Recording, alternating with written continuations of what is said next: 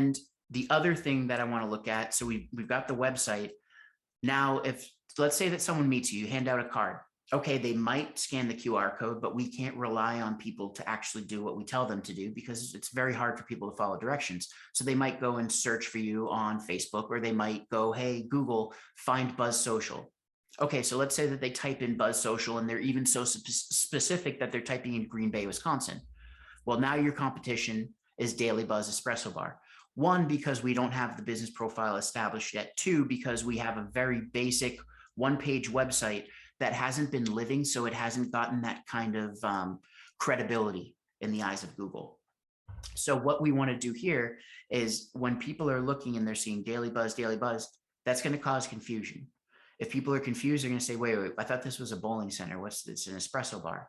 So we obviously want to fix that.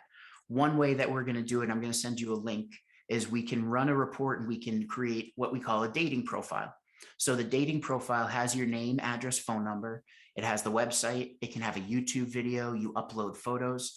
Not only does it sync with your business profile on Google, it also blasts out to everywhere online. So it blasts out to over 50 different directory sites and local listing sites, so that if someone's looking up Buzz Social in Green Bay, now you're going to show up. So it's based. And the other thing that it's going to do is it's going to hide all of this gutter stuff.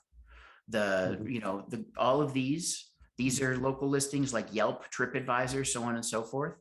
We want to overtake those. So we're going to suppress all those duplicates, hide them, and say, hey, instead of the gutter, it's Buzz Social. That's the law of the land. No one's going to change it.